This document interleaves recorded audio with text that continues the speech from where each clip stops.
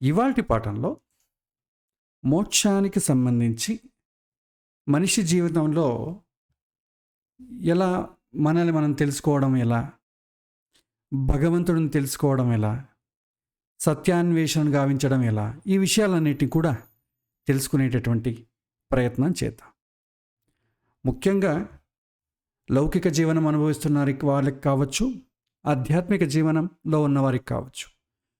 వచ్చే ప్రశ్న ఏంటంటే, నా సుఖానికి మూలం ఎక్కడా? నాకు ఎందులో సుఖం ఉంది? అది ఎలాంటి సుఖం? దుఃఖము లేనటువంటి సుఖం, శాశ్వతమైనటువంటి సుఖం. ఏదో తాత్కాలికంగా ఏదో ఒక నిమిషం పాటు, ఒక రోజు పాటు ఉండే సుఖం కాదు. అది మనకు వేరు వేరు పదార్థాల నుంచి కూడా మనం తిన్నట్టు సుఖం వస్తుంది, కానీ ఎక్కువసేపు ఉండదు. ఆ సుఖం వచ్చిన తర్వాత కూడా దుఃఖమే ఎక్కువ ఉంటుంది. కాఫీ తాగేవారికి, టీ తాగేవారికి ఇది చాలా ఈజీగా అర్థమవుతుంది. ఒక టీ తాగినప్పుడు మన శరీరం స్టిమ్యులేట్ చేయబడుతుంది, చాలా ఉన్నటువంటి ఎక్కువ ఉత్సాహం కలుగుతుంది. అది తాగిన తర్వాత ఒక 1 అవర్ 2 అవర్స్ అయిన తర్వాత శరీరం చాలా నీరసించిపోయినట్టు అనిపిస్తుంది. అదేవిధంగా మద్యపానం సేవించే వాళ్ళకు కూడా తాగినప్పుడు చాలా ఆనందంగా, ఉత్తేజంగా ఉంటుంది, తరువాత చాలా నీరసంగా అనిపిస్తుంది. సో ఈ విధంగా ఒక్క నిమిషం.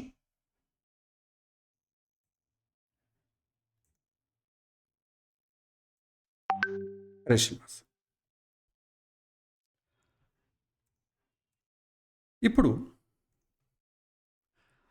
మోక్షం విషయంలో తీసుకున్నట్టయితే మనం ఒకసారి చెప్పుకుందాం. మోక్షం అనేటటువంటిది అద్భుతమైనటువంటి ఉత్తేజాన్ని కలిగించేటటువంటి అంశం. ఈ మోక్షం అనే పదం మన నిత్య జీవితంలో చాలాసార్లు మనం వినే ఉంటాం, వాడుతూ కూడా ఉంటాం. మోక్షము అనే పదానికి ఒక నిర్దిష్టమైనటువంటి అర్థం అనేది ఏమి ఉండదు. ఒక్క నిమిషం.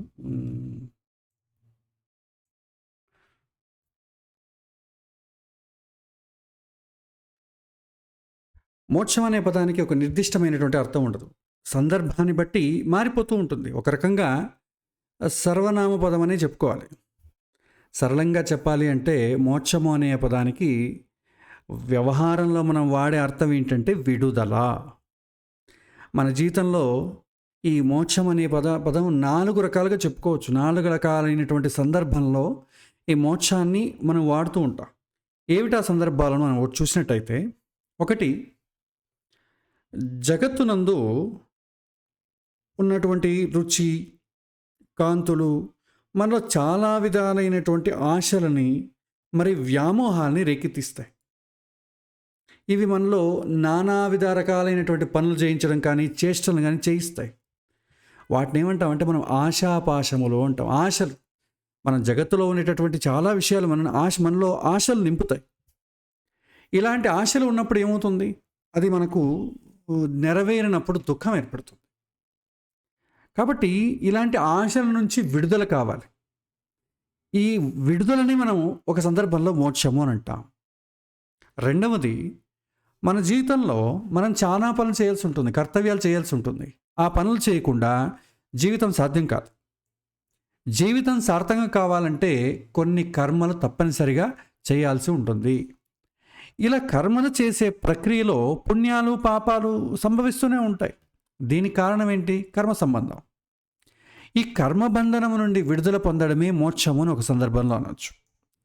తర్వాత మూడవది, జన్మాంతరాలు మనము కర్మశేషణము కారణం చేత జీవుడు జనన మరణ వలయంలో చిక్కుకొని పోరాడుతూనే ఉంటాడు.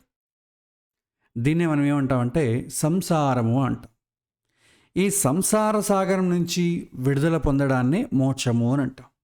నాలుగవది, లోక జీవనంలో మనం జీవితాలు గడిపేటప్పుడు చాలా సందర్భాల్లో కష్టాలు, నిష్ఠూరాలు ఇవన్నీ వస్తూనే ఉంటాయి. ఈ విధంగా సంసారాన్ని నిర్వహించడం, నడపడం మనకు చాలా భారంగా కనిపిస్తుంది. దారిద్ర్య కార్పణ్యాలు మన శాంతిని, సామరస్యాన్ని నాశనం చేస్తుంది. ఇలాంటి భారమైనటువంటి అనుభవం తొలగి మనస్సుకు శాంతిని, సంతోషాన్ని కలిగించడం కూడా మోక్షమని అంటారు. దీన్నే విముక్తి అంటారు. దేని నుండి విముక్తి? అశాంతి నుంచి విముక్తి. ఈ విధంగా మోక్షంలో 4 రకాలైనటువంటి అర్థాలు వచ్చే విధంగా మనం చెప్పుకోవచ్చు. ఇచ్చట మనకు ముఖ్యమైనదిగా అనిపించేది ఏంటంటే నాలుగవది, మనకు చాలా కష్టాలు వస్తాయి. మనం జీవితాన్ని మనం ప్రతి ఒక్క కర్తవ్యాన్ని చేసేటప్పుడు చాలా కష్టాలు వస్తాయి. ఆ కష్టాలు అధిగమించాలి. కష్టాలు వద్దనుకుంటే కష్టం. మనం స్కూల్కి వెళ్ళినప్పుడు పిల్లలకి మాస్టర్ చెప్పేటటువంటి పాఠాలు కావచ్చు, హోంవర్క్లు కావచ్చు, చాలా కష్టంగా ఉంటాయి. మనకు అవి వద్దు అన్నాం అనుకోండి, స్కూల్కి పంపాల్సిన అవసరమే ఉండదు. అవన్నీ ఉండాలి, కాకపోతే చాలా సులువుగా చేయాల్సి ఏర్పడడం మంచిది. కష్టం అనేది ఉండాలి, కానీ అది సులువుగా ఉండాలి. అలా సులువుగా అవడానికి ఏమైనా మార్గం ఉందని వెతకాలి. సో ఈ విధంగా మనం చెప్పుకోవచ్చు. సో గత పాఠంలో మనం చివరిగా విశ్లేషించింది, తెలుసుకోవాలి అనుకుంటున్నది ఏంటంటే, నా సుఖము యొక్క మూలము ఎక్కడా అని. అంటే జాగృతావస్థలోనేటువంటి దుఃఖము నిద్రలో ఎందుకు లేదు, నిద్రలో ఉన్నటువంటి సుఖము జాగృత అవస్థలో ఎందుకు లేదు, ఇదే ముఖ్యం. దీని గురించి మనం లోతుగా విశ్లేషించాలి, కాంటెంప్లేట్ చేయాలి. ఇది కేవలం నేను ఇచ్చే వివరణతోనే సులభంగా అర్థమయ్యే విషయం కాదు. కేవలం అర్థం చేసుకోవడానికి కావలసినటువంటి ఒక ప్రాతిపదికన మాత్రమే నేను పరిచయం చేయగలం. సాధ్యమైనంత అర్థం చేసుకోవడానికి బుద్ధిని వాడాల్సి ఉంటుంది. అంతరంగంలో మనం కాంటెంప్లేట్ చేయాల్సి ఉంటుంది. భగవంతుడు అందరికీ బుద్ధి ఇచ్చాడు. 84 లక్షల జీవరాశుల్లో మనిషికి మాత్రమే బుద్ధి అనేటటువంటి వ్యవస్థ ఉంది. వేరే ఏ ప్రాణులకు బుద్ధి అనేది ఉండదు. ఒక బుద్ధి, ఒకటి చేతులు, ఇవన్నీ కూడా వేరే ప్రాణుల కన్నా విలక్షణంగా మనిషికి ఉంటాయి. వేరే ప్రాణులకి చేతులు ఉండవు. ఒకవేళ ఉన్నా కూడా అది కాళ్ళతో పాటు కాళ్ళలాగే వాడతాయి కొన్ని ప్రాణులు. వాటికి ఏమనిపిస్తే అవి చేసేస్తాయి. పుణ్యము పాపము అనే తేడాలు వాటికి ఉండదు. అవి వేళ తప్పు చేసినా కూడా వాళ్ళకి ఏం పాపం రాదు, ఎందుకంటే ఆ ధర్మం అంతే. వాడికి బుద్ధి లేదుగా, ఎలా చేయాలని తెలియదుగా. కానీ మనిషికి ఏ పని ఎలా చేయాలని తెలుసు. కాబట్టి అతను చేసేదానికి ఇది మంచియా, ఇది చెడా, పుణ్యమా పాపం అనేది విశ్లేషణ అనేది ఉంటుంది. ఆ మనిషి బుద్ధి అనేది ఉంటుందని చెప్పుకున్నాం కదా. బుద్ధికి ఒక బలహీనత ఉంటుందండి. దాన్ని ఏమంటామంటే మనము సోమరితనము అంటాం. విషయాలను లోతుగా వెళ్ళడానికి బుద్ధి ఇష్టపడదు. మనసు ఏం చేస్తుందంటే, తనకి ఏదైతే పరిచయం ఉందో అదే కావాలంటుంది. కొత్త వాటికి అది అలవాటు చేసుకోవడానికి ఇష్టపడదు. మనం ఏదైనా కొత్త అలవాటు చేసుకోవాలంటే 21 రోజులు దాన్ని శ్రమించాలని చాలామంది చెబుతారు. మనస్సు కానీ బుద్ధి కానీ కొత్త దాన్ని జీర్ణించుకోవడానికి, ఎందుకు ఆల్రెడీ సుఖంగా ఉన్నావు కదా మళ్ళీ అది ఎందుకు అనిపిస్తుంది. సో లోతుగా ఆలోచించేటటువంటి దీక్ష, సంకల్పం ఉన్నప్పుడు మాత్రమే బుద్ధి ప్రయత్నిస్తుంది. చిన్నపిల్లలు స్కూల్కి వెళ్ళడానికి ఇష్టపడతారా ఏంటి? ఆటలాడుకోవడానికి ఇష్టపడతారు. ఎవరు కూడా స్కూల్కి వెళ్ళడానికి ఇష్టపడరు. ఎవరైనా ప్రవచనాల్లో కూర్చొని నేను భగవంతుడిని యథార్థంగా తెలుసుకోవాలనుకుంటున్నాను ఎవరూ ఇష్టపడరు. ఏదో కూర్చుంటే కొద్దిసేపు పుణ్యం వస్తుందంట అని చెప్తే వెళ్తారు, అంతే తప్ప అంతకుమించి ఏముండదు. ఈ సోమరితనం వలన మనం ఇలాంటి విషయాలలో తలం చెడుపుకోవడం ఎందుకు? అందరూ ఏం చెప్తారో దాన్ని సమ్మతిస్తూ పోదాం అనిపిస్తుంది. ఇది ఎలా ఉంటుందంటే, సామాన్యంగా మనిషి లౌకిక విషయాల్లో ఏమో అసంతృప్తిగా ఉంటాడు, ఏదో తృప్తి లేకుండా ఉంటాడు. ఆధ్యాత్మిక విషయాలకు వస్తే చాలా తృప్తిగా ఉంటాడు. భగవంతుడి గురించి 2 విషయాలు తెలిసాయి కదా, అమ్మయ్య ఇంకా చాలు. వాడికి మనకన్నా ఎక్కువ తెలుసు అంటే తెలియని దాని ఏముంది, దాన్ని మనం పెద్దగా సీరియస్గా తీసుకో. మనకన్నా అతను ఎక్కువ చేస్తున్నాడంటే కూడా చేస్తే చేయని, వాడి ఇష్టం. అదే మనకన్నా వాడు ఎక్కువ డబ్బు సంపాదిస్తున్నాడు అనుకోండి, మనకన్నా ఎక్కువ సంపాదిస్తున్నాడా, మనం ఏం చేయాలి? వాడిపైన మనకు ఒక రకమైనటువంటి సంకటం ఏర్పడుతుంది. సో ఇది యాక్చువల్గా రివర్స్లో ఉండాలి. లౌకిక విషయాలలో తృప్తిగా ఉండాలి మనిషి. ఆధ్యాత్మిక విషయాలలో ఇంకా తెలుసుకోవాలనేటువంటి అసంతృప్తి ఉండాలి. ప్రాచీన కాలంలో ఇది ఉండేది. ఋషిమునుల కాలంలో గురుకులాల్లో విద్యార్థులు ఏ విధంగా ఉండేవాళ్ళంటే, లౌకిక విషయాలు పెద్ద విషయమే కాదు, పట్టించుకునేవాళ్ళు కాదు. ఆధ్యాత్మిక విషయాలు చెప్తే నేను ఎక్కువ తెలుసుకోవాలి. ఏ గురువుగారి దగ్గరికి అయితే ఎక్కువ చెప్తారు వాళ్ళని వెతుక్కుంటూ గురువుగారి దగ్గరికి వెళ్ళి శుశ్రూష చేసి వారి దగ్గర పాఠాలు నేర్చుకునేవాళ్ళు. కానీ అది కాస్త ఇప్పుడేమైంది, రివర్స్ అయింది. ఆధ్యాత్మిక విషయాల్లో చాలే మనం ఎక్కువ చేసిన ఎక్కువ అవసరం లేదు, దేవుడి గురించి ఎక్కువ తీసుకోవాల్సిన అవసరం లేదు, ఎక్కువ చదవాల్సిన అవసరం లేదు, ఏదో కొద్దిసేపు పారాయణం చేసుకుందాం, పోయి దర్శనం చేసుకొని వచ్చేద్దాం అంతే. వెంకటేశ్వర స్వామి గుడి తిరుమలకి వెళ్ళడానికి అందరికీ అభిరుచి ఉంటుంది. వెళ్ళడం, పరిగెత్తి వెళ్ళి దర్శనం చేసుకొని తర్వాత బయటకు వచ్చేసేయాలి. ఎక్కువ ఉండడానికి ఎవరు ఇష్టపడరు ఆ క్యూ లైన్లో ఉండడానికి. అరే మొత్తం ఇడీ తిరుమల క్షేత్రము, భగవంతుడి చుట్టూ ఉన్నదంతా కూడా భగవంతుడి ఇల్లు, కొద్దిసేపు అతను అక్కడ ఉందామని ఎవరు ఇష్టపడరు. కాంప్లెక్స్లో వేసి ఎప్పుడెప్పుడు బయటకు వద్దామా అని ఉంటుంది. దర్శనం చేసుకొని పరిగెత్తి వచ్చేసేయాలి మనని. సో ఈ విధంగా ఉంటుంది, ఎవరు ఇష్టపడరు. సో విషయాల ఇలా అయితే ఏమవుతుంది, లౌకిక విషయాల్లో అయితే ఏమో తృప్తిగా ఉన్నప్పుడు ఆధ్యాత్మిక విషయాల్లో ఆసక్తి ఏర్పడుతుంది. తదుపరి ఆధ్యాత్మిక విషయాలలో అసంతృప్తి వలన మరింత ఎక్కువ తెలుసుకోవడానికి అవకాశం ఉంటుంది, ఉత్సాహం కలుగుతుంది. ఇక్కడ మోక్షం గురించి అనుభవపూర్వకంగా తెలుసుకోవాలి అంటే ఆధ్యాత్మిక విషయాలలో అసంతృప్తి కావాలి. అప్పుడే మనం అంతరంగంలో సత్యాన్వేష చేయగలం, కాంటెంప్లేట్ చేయగలం. ఆధ్యాత్మిక అనుభవాలు మోక్షము, భగవంతుడు, జీవుడు ఇలాంటివి వివరించి మన చేతిలో పెట్టడం కుదరదు. ఇవన్నీ మన కంటికి కనిపించవు, ఎవరి ప్రయత్నం వాళ్ళే చేయాల్సి ఉంటుంది. ఇవన్నీ కూడా మనం డిస్కస్ చేయొచ్చే తప్ప ఏ గురువు గారు కూడా మీ చేతిలో పెట్టడానికి కుదరదు, ఇది సాహసం చేయలేరు. పోనీ ఇక మన విషయానికి వద్దాం. నా సుఖం యొక్క మూలం ఎక్కడ ఉంది? నిద్రలో ఉన్న సుఖం ఎరుకలో ఏమైంది? నిద్రలో చాలా సంతోషంగా ఉన్నాను, ఒక్క దుఃఖం కూడా లేదు.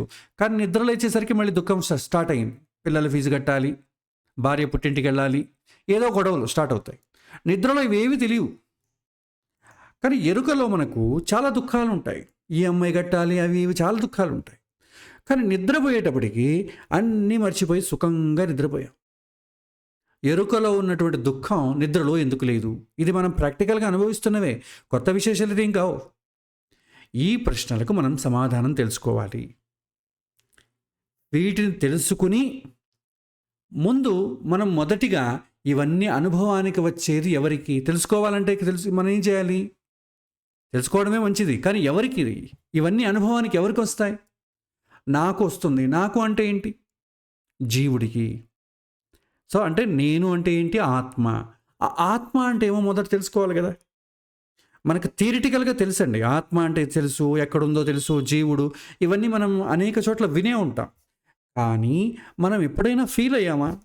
ఆత్మ అంటే నేను, జీవుడు అంటే నేను. మనం ఫీల్ అవ్వాలి కదా. ఫీల్ అయితే కాదా నాకు సుఖం వచ్చేది. నాకు సుఖం కావాలి, బాగానే ఉంది, సుఖం అనుభవించేది ఎవరు? అది తెలుసుకోవాలి కదా. మనకు ఇక్కడ నుండే ప్రారంభమవుతుంది ఆధ్యాత్మిక ప్రయాణం.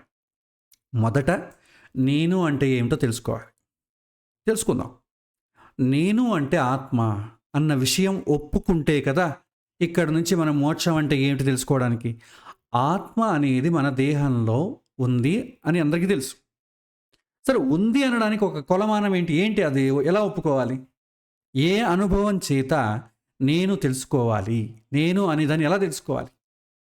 నాలో ఒక ఆత్మ ఉంది లేదా నేనే ఆత్మను అనే విషయాలను మనము చాలా ప్రవచనాల్లోనూ, పుస్తకాల్లోనూ, పెద్దవారి మాటల్లోనూ తెలుసుకునే ఉంటాం. థియరిటికల్ పార్ట్ మనకు అంతా తెలుసు. అయితే నా లోపల ఒక ఆత్మ ఉంది అనేది ప్రాక్టికల్గా అనుభవానికి రావాలి కదా. నేను అనుభూతి చెందాలి కదా. అది ఎలా అనేది ప్రశ్న. సామాన్యంగా నేను అనే దాన్ని మనం దేని చూసంటాం? శరీరాన్ని చూసే కదా. లోతుగా వెళ్ళినప్పుడు మనసును చూసి నేను అని గుర్తిస్తాం, నా అభిరుచులు చూసి గుర్తిస్తాను. అయితే నిజంగా నేను అంటే ఏమిటి అనేది మనం ముందుగా తెలుసుకుందాం. సో ఈ కారణం చేతనే మన ప్రాచీనులు ఓ మాట చెప్పేవారు, మననం చెయ్యి అంటే తపస్సు చెయ్యి, లోతుగా ఆలోచించు. తపస్సు చేత నీవు అంటే ఏంటో తెలుస్తుంది మొదట. తపస్సు అంటే ఏంటి? మనకు తెలిసినంత వరకు ఏదో ఒక నిర్జలమైనటువంటి ప్రదేశంలో ఒక చోట ముక్కు మూసుకొని కూర్చొని, మౌనంగా కూర్చొని కళ్ళు మూసుకొని ఏదో ఒక మంత్రాన్ని, బీజాక్షరము జపం చేయడం అనుకుంటాం, ఎందుకంటే మనకు కనిపించేది అదే కాబట్టి. కానీ వారు విషయాలను లోతుగా ఆలోచిస్తూ ఉంటారు. మనం కూడా అంతే కదా. ఆలోచించేటప్పుడు వేరే ఏ పని చేయకుండా మౌనంగా కూర్చొని ఉంటాం. సైలెంట్గా కూర్చొని ఏం రా ఏదో ఆలోచిస్తున్నట్టున్నాం అని పక్క వాళ్ళు అంటారు. తపస్సు అని అర్థం. కాబట్టి తపస్సు అంటే డీప్ థింకింగ్. ఇదే విషయాన్ని తైత్రీయోపనిషత్తులో ఒక మాట చెప్తారు. తపస బ్రహ్మ విజిజ్ఞాసస్వ తపో బ్రహ్మేతి సతపోతప్యత సతపస్తత్వ తపో బ్రహ్మేతి వ్యజానాత్ అంటారు. అంటే దీని అర్థం ఏంటంటే, నిన్ను నీవు తపస్సు ద్వారా తెలుసుకో, నీవు ఎవరు, నీవంటే ఏంటి అని ఆలోచించు అని అంటారు మన ఋషిములు. ఎక్కడైతే మనకు ప్రశ్న ఉదయిస్తుందో అక్కడే మనం సమాధానం వెతకాలి. అంటే మనకు ప్రశ్న ఎక్కడ ఉదయిస్తుంది? తలలోపల కదా. సమాధానం ఎక్కడ వెతకాలి? తలలోపలే వెతకాలి. బయట వెతకడం వల్ల ఉపయోగం ఉండదు. మన ప్రాచీనలో ఒక ఉదాహరణ చెప్తారు. ఒక ముసలమ్మ ఒక ఇంట్లో రూపాయి బిళ్ళనో వెండి నాణ్యానో పోగొట్టుకుని ఉంటుంది. బయటకు వచ్చి వెతుకుతూ ఉంటుంది. ఒక చిన్న పిల్లవాడు వస్తాడు. బామ్మ ఏం వెతుకుతున్నావు అంటే, ఒక రూపాయి బిళ్ళ పడిపోయింది నాన్న, వెతుకుతున్నాను అంటాడు. ఆ పిల్లాడు ఎక్కడ పోయిందమ్మా అంటాడు. ఇంట్లోపల పడేసుకున్నాను అంటాడు. ఇంట్లోపల పడేసుకుంటే బయట ఎందుకు వెతుకుతున్నావు అంటే, ఇంట్లో చీకటిగా ఉంది, కనపడదు కదా, బయట అయితే వెలుగు ఉంది, చంద్రుడి వెలుతురులో కనిపిస్తుందేమో అని. మనం కూడా అలాగే ఉంటాం సుఖం దుఃఖం విషయంలో, ఆత్మ విషయంలో. మన ప్రశ్నలు సమాధానం కోసం వెతకడం అన్నీ కూడా బామ్మలాగే ఉంటాయి. మనకు ప్రశ్న కలిగేదేమో తలలోపల, వెతికేదేమో బయటి ప్రపంచం. ఎలా కుదురుతుంది? మనకు సమస్య వచ్చినప్పుడు ఎవరినైనా అడుగుతాం. వారు ఇచ్చినటువంటి సమాధానాన్ని మన తలలో ఉంచుకొని అనుభూతి చెందితే మాత్రం మన సమస్య పరిహారాలు అవుతాయి. అనుభూతి చెందకుండా కేవలం తలలో పెట్టుకుంటే ఏమవుతుంది? వారు ఇలా చెప్పారండి, వీరు ఇలా చెప్పారండి అని చెప్పుకుంటూ బతకాలి.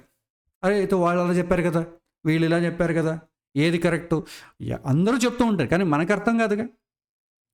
మన వర్షన్ ఏంటి అనేది మనకు ఇంపార్టెంట్. ఎవరో చెప్పాడు, ఎవరి తలతో మనం ఎందుకు ఉపయోగించాలి? మనకంటూ సొంత అభిప్రాయం ఉండాలి. స్వానుభవం లేనివాడు ఎంత చదివినా కూడా, నేర్చుకున్నా వాడికి మాత్రం ఉపయోగపడదు, వేరే వాళ్ళకు ఉపయోగపడచ్చు. కావున ఇచ్చట నేను అంటే ఏమిటో వారు చెప్పింది, వీరు చెప్పింది వినడమే తప్ప మనకంటూ ఆత్మ అనేది, నేను అనేది ఎప్పుడూ కూడా అనుభవం కలగలేదు. కావున జీవుడు ఆత్మ ఉంది అని తెలుసు, కానీ ఎక్కడ ఉన్నాడో తెలియదు. మన యందే ఉన్నాడు అని తెలిసినా కూడా మనకు అనుభవానికి రాదు. తద్వారా మనకు చాలా ప్రశ్నలకు సమాధానం తెలిసినా కూడా మనం దాన్ని అనుభవించలేము, ఎలాంటి ప్రయోజనం కలగదు. ప్రతి ఒక్కరికి కూడా ఆత్మ అనేది ఎక్కడుందో తెలుసు. ఎవరినైనా అడగండి. నేను అన్నప్పుడు దేని చూపిస్తారు? శరీరాన్ని చూపిస్తారు. శరీరంలో దేని చూపిస్తారు? గుండెని చూపిస్తారు. నేను చెయ్యి ఇలా చూపిస్తారు, ఒక వేలు ద్వారా కానీ చెయ్యి కానీ. మనం ఆత్మసాక్షిగా అంటే ఏం చేస్తాం? చేతిని గుండె పైన పెట్టుకొని చెబుతాం. అదే కానీ తల్లో కానీ కంటిని చూపించి నేను అని ఎవరు చెప్పరు. అంటే అర్థం ఏంటి? నేను అనేది ఎక్కడ ఉంది? హృదయంలో ఉంది. హృత్ కమల మధ్య నివాసి, హృదయ భాగంలో. అంటే ఆత్మ అంటే మొదట అర్థం ఏంటంటే శరీరము, అందులోనూ ఈ హృదయ భాగంలో అని చెప్తారు. ఇంకా కొద్దిగా మనం లోతుగా వెళ్ళామనుకోండి, శరీరం కూడా నశించిపోతుంది. నిద్రలో ఆత్మ ఉందని ఎవరు గుర్తించరు. అదే ఒక మనిషి కోమాలో ఉన్నాడు అనుకోండి, అతన్ని ఎవరు మనిషిగా గుర్తించరు. శవంలో కూడా ఎవరు ఒక మనిషిని గుర్తించరు. నిజంగా మనిషిలో ఆత్మ ఉందంటే ఏముండాలి? ఫస్ట్ మనస్సు ఉండాలి. ఎందుకంటే ఆత్మ అనేది ఎక్స్పీరియన్స్ అయ్యేది మనస్సు ద్వారానే. నేను అనేది ఎక్స్పీరియన్స్ అయ్యేది మనస్సు ద్వారానే. మనసు ఉన్నంత వరకే. రాత్రి ఏమవుతుంది? పడుకున్నప్పుడు మనసు ఆబ్సెంట్. కాబట్టి నేనెవరో నాకు తెలియదు, నా పక్కలో ఎవరున్నారో తెలియదు, నేను ఎక్కడున్నానో తెలియదు. సో కాబట్టి రెండవ అర్థంలో ఆత్మ అంటే మనస్సు. ఇక్కడ నేను అంటే ఏమిటో తెలిసింది, నేను ఉన్నది ఎక్కడ అని తెలిసింది. తర్వాత మనకు వచ్చే ప్రశ్న ఏంటంటే, నాకు దేహాన్ని ఇచ్చింది ఎవరు? నా మనస్సు నేను చెప్పిన మాట ఎందుకు వినదు? ఇది మర్చిపో అంటే గుర్తుపెట్టదు, అదే గుర్తు చేస్తుంటుంది. ఇది గుర్తుంచుకో, ఎగ్జామ్లో రాయాలి, ఈ ప్రశ్నకు ఆన్సర్ వస్తుందంటే అదే మర్చిపోతాం. ఎందుకు ఇట్లాగా? నేను చెప్పింది తప్ప వేరే అన్నీ వింటుంది అది. ఎవరి ఆధ్వర్యంలో మనస్సు ఆలోచిస్తుంది? దీనిని సృష్టించిన వాడు ఎవరు? వాడి ఆధీనంలోనే పనిచేస్తుంది అది. దీన్ని సృష్టించింది ఎవరు? మొదలైన ప్రశ్నలన్నీ తలెత్తుతాయి. మరో ఇంకో ప్రశ్న వస్తుంది, దేవుడు నాకు శరీరాన్ని ఎందుకు ఇచ్చాడు? శరీరాన్ని ఇచ్చినా కూడా లోపల నేను ఉన్నాను అన్న అనుభూతి నాకు ఎందుకు కలగకుండా చేశాడు? వేదశాస్త్రాలు చెప్తున్నాయి, హృత్ కమల మధ్య నివాసి, కానీ నేను లోపల ఉన్నాను అని కానీ, నేను అంటే ఆత్మ అని కానీ నాకు అనుభవానికి రావట్లేదు. ఎవరైనా నువ్వు ఎవరు అంటే ఏమిటా ఉంటాం? ఆ సమయంలో మాత్రం మన గుండె పైన చేయి వేసుకొని నేనండి, నేను చేశానండి అని అంటాం. భగవంతుడు ఎందుకు ఇలా సృష్టించాడు? దీనికి వెనుక ఉన్నటువంటి శాస్త్రీయమైనటువంటి మర్మం ఏంటి? దీనికి ఋషిమునులు ఒక మాట చెప్తారండి. ఏంటంటే, సప్రాణమసుజత ప్రాణాశ్రద్ధాంకం వాయుర్ జ్యోతిరాప పృథివీంద్రియం మనః అన్నమన్నాద్వీర్యం తపో మంత్రా కర్మణ లోకలోకేషు చ నామచ అంటారు. ఇది చాలా అద్భుతమైనటువంటి, ఇది మనకు తెలిసిందనుకోండి, ఇక మొత్తం చాలా విషయాలు తెలుస్తాయి ఆత్మ గురించి. కానీ ఇక చాలా జాగ్రత్తగా వినాలండి దీన్ని, లేకపోతే ఏమవుతుందంటే మనకు కన్ఫ్యూజన్ ఏర్పడుతుంది. సో మనం తెలుసుకునే ప్రయత్నం చేద్దాం. పై శ్లోకం ఏం చెప్తుందంటే, భగవంతుడు మనకు శరీరాన్ని అయితే ఇచ్చాడు. శరీరాన్ని ఇవ్వడము అంటే ఏంటి? దేహము లోపల ఆత్మను ఉంచాడు. ఆ ఆత్మను ఎలా ఉంచాడంటే 15 కంచెలు ఉన్నటువంటి ఒక పెట్టెలో పెట్టి జీవుడిని శరీరంలో ఉంచాడు అని ఈ పై శ్లోకం అర్థం చెప్తుంది. కంచె అంటే ఏంటి? ఫెన్స్ అండి. మనం కంచెలు వేస్తాం కదా, మన పల్లెటూళ్ళలో ఈ ప్రాణులు రాకుండా, ఆవులు గేదెలు వచ్చి పంట పొలాన్ని పాడు చేయకుండా కంచె వేస్తాం, ఫెన్స్ అంటాం. అది ఎలా ఉంటుందంటే 4 వైపులా ఉంటుంది, ఒకవైపు మాత్రం డోర్ పెడతాడు. ఎందుకంటే ఆయన కంచె వేసాం, ఎవరూ రాకు, కనీసం మనమన్నా వెళ్ళాలా వద్దా? మనం వెళ్ళాలంటే ఒక చోట దారి ఉండాలి, దానికి బేగం వేయాలి, ఏదో చెయ్యాలి. 4 వైపులా వేసేసాం అనుకోండి, మనం ఎట్లా వెళ్తాం? అలాగే 15 కంచెలు ఉంచి ఒక ద్వారాన్ని, ప్రతి కంచెకు ద్వారాన్ని కూడా పెడతాడండి. ఎందుకంటే జీవుడు వెళ్ళాలిగా, జీవుడు తెలుసుకోవాలి కదా. సో కంచె ఎందుకు వేస్తాం? మనం మాత్రమే లోపలికి వెళ్ళాలి, వేరే ఎవ్వరూ కూడా దాని లోపలికి వెళ్ళకూడదు. ఇదే విధంగా భగవంతుడు శరీరంలో 15 కంచెల గల పెట్టెలో జీవుడిని ఉంచాడు. ఎందుకు ఉంచాడంటే, ఈ దేహంలో మనం మాత్రమే ఉండాలి, మరెవరూ లోనికి వెళ్ళకూడదు అని. అంటే ఈ దేహం ద్వారా అతడు మాత్రమే అనుభూతి చెందాలి, వేరే ఎవరు కూడా ఈ దేహం ద్వారా అనుభవం చెందకూడదు. ఈ బ్లాక్ మ్యాజిక్లు చేసేవాళ్ళు ఒక ఆత్మ వాడి శరీరంలో దూరిందండి ఇలాంటి అనొచ్చు. దాని గురించి మనం జ్యోతిష్యంలో ప్రత్యేకంగా విశ్లేషించుకుందాం. అయితే ఈ 15 కంచెలు ఉన్నటువంటి లోపల ఉంచబడినటువంటి లేదా బంధించబడినటువంటి ఈ జీవుడికి ఇందులో ఉన్న విషయం ఎందుకు తెలియదు? తనకు 15 కంచెలు ఉన్నాయని ఎందుకు తెలియదు? పేర్లు అయితే తెలుసు, అనుభవానికి వస్తాయి, కానీ అది నా చుట్టూ ఉన్నాయని తెలియదు అంతే. ఎందుకు ఇలా అంటే, పొలానికి కంచె వేసి తాళం వేసి తాళాన్ని పోగొట్టుకుంటే ఏమవుతుందండి? పొలం లోపలికి మనం వెళ్ళలేము, వెలుపలే కూర్చోవాల్సి ఉంటుంది. తాళం చెవి ఉంటే లోపలికి వెళ్ళచ్చు, లేకపోతే లేదు. అదేవిధంగా ఈ కంచెలు ఉన్నాయి, లోపలికి వెళ్ళడం అని తెలిస్తేనే మనం ఆత్మను గుర్తించగలం, లేకపోతే ఆత్మ మనకు గుర్తుకురాదు. కావున ఈ 15 కంచెల గురించి తెలుసుకుంటే మాత్రం లోనికి వెళ్ళి మన ఆత్మను దర్శించి ఆత్మ సాక్షాత్కారము అంటాం. నేనంటే ఏమో తెలుసా తెలియదు. ఆత్మ సాక్షాత్కారం అంటే నేను ఉన్నానని మనం అనుభూతి చెందడం. దాన్ని మనం ఏమంటామంటే విముక్తి అంటాం. ఈ 15 కంచెల ఆవరణలో ఉంచడం అనేది బంధనమే కదా. ఈ జీవుడిని అంటే నన్ను 15 కంచెలో ఉన్నటువంటి ఆవరణలో ఉంచి శరీరంలో బంధించాడు భగవంతుడు. భగవంతుడు మనకి శరీరాన్ని ఇచ్చాడు అనడంలో మర్మం ఇదే. పై శ్లోకంలో చెప్పినట్టు ఆ 15 కంచెలు ఏమిటి అని మనం ఒక్కొక్కటిగా తెలుసుకుందాం. చాలా చక్కగా అద్భుతంగా ఉంటుంది. మొదటి కంచె ఏంటి అంటే పేరండి, నామః అంటారు. పేరులో 2 ఉంటుందండి. ఒకటి ఐడెంటిఫికేషన్, నా పేరు అని ఉంటుంది. ఇంకొకటి పేరు ప్రఖ్యాతలో ఉంటాంగా, పేరు మంచి పేరు గడించాడండి అంటే అతని యొక్క బిరుదులు, అతని యొక్క ప్రాముఖ్యత అని ఉంటాయి. ఈ రెండిటికీ కూడా సంస్కృతంలోనూ తెలుగులోను నామః అని అంటారు. నామం అంటే మంచి పేరు గడించాడ్రా అని ఒకటి అర్థం, రెండవది అతని పేరు అని అర్థం. సో దీన్ని మొదటండి మొత్తం 15 కంచెల పేర్లు చెప్తాను.